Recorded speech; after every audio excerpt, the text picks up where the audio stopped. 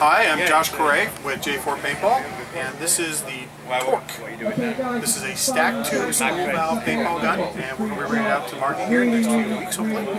This is a, like I said, a stacked tube small valve gun. So the main difference between this and a regular gun that's on the market is, like a normal stack tube, you've got your bolt. In this case, you've got a drivetrain that just pops right out of the back of the gun. And you pop it out, and you get this. There's a piston, there's a back cap, and that's it. There's no other valve in the gun. The gun, this up here is just all volume. So, just like you would in a normal spool valve gun, you have a dump chamber. So there's no other moving parts or components on the inside. The drivetrain is, like I said, very simple. This O-ring, and this O-ring are your replaceable wear O-rings if you have any problems. And the bottom piston section just carries the bolts right there. So there's no other moving parts, no other components inside the gun. When the gun fires, this spring right here catches on the valve right as it cycles. And that helps snap back, trap some air, but it also makes it a mechanically operated gun. So the fun part is, the dwell doesn't matter. As long as you have enough dwell to fire the gun, you're good. The gun will cycle each time, and we can up the dwell as need be because we added a Hall effect sensor into the gun. So the whole system is self-timing. On top of that, the system is very robust. So in cold weather or really hot weather, things start running problems, or you run a problem with lube, you've broken really nasty paint, the gun will still cycle. You've put all that into the using the Hall effect sensor to help the gun time itself. In the end, this is a pre-production gun. These are not our final guns. They look very close to this. This is probably about 90–95% of the final gun. We've done a few changes, like we've changed this to a chamfer all the way around. The foregrip and the grip frame are going to be a solid piece. We're going to add a little more grooving on the back end so they're easier to take off. We've changed the bolt a little bit. We're going to change this to probably a solid bolt with no grooves or lines in it. Underneath you can see the places where we're putting the HE magnets. On top of that we have the Exalt bolt tip. And then on top of that you can see the porting. We're going around the back end. So little changes all the way through the gun. The body is split right down here.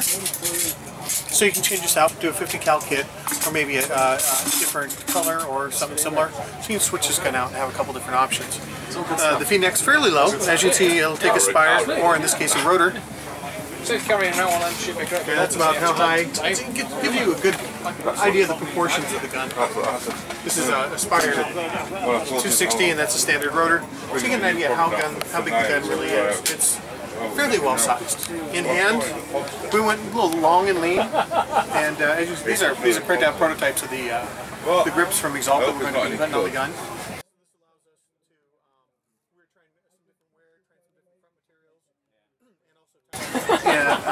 In addition, we'll have grips that will come here for the foregrip. We'll have a changeable back panel, so you can change all these contact points out to fit your hand. If you have a small hand, the stock setup will be pretty comfortable. But if you have a big hand, you can put the hump back here, you can put a big grip up here, maybe if you want more traction. You'll be able to change all that out, and that all those components will be open source. So you'll be able to go to whoever, get these printed out, and hopefully for a pretty reasonable price. And hopefully, if you want to do like wood grip or covers like this, we'll get you all the dimensions so you can do that. So this will be a really easy gun to just make yours.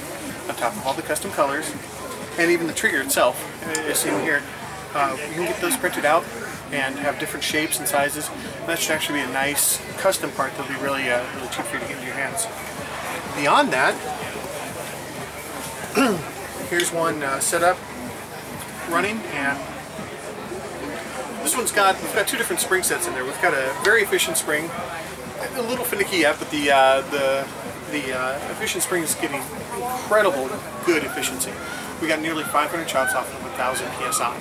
So that should make it one of the most efficient spoolers out there in the market. The other spring is a little smoother and quieter than this one. This one's kind of our medium spring, but I'm going to cycle the gun to give you an impression of how loud it is. Mind you, I've got almost no voice right now, so I'm talking pretty quiet. And it's really smooth. I don't know if I can balance it and show you the kick, but there's almost nothing. So smooth, quiet, it's light. This gun weighs in at right about 1 pound, 13 or 14 ounces, depending on whatever else you have in it. So it should be one of the lighter guns on the market. These take autococker barrels. These are not the barrels that they're coming with, but they'll be taking autococker threaded barrels. Feed neck should be fairly close to the Empire stock setup. So in the end, you should be able to put on like the Empire Nano feed necks and such like that. Beyond that, here's the first stack tube spool marker on the market. So if you can, feel free to harass us on Facebook or check out our website, and hopefully in the near future we'll be able to get you guys pricing and all the other details.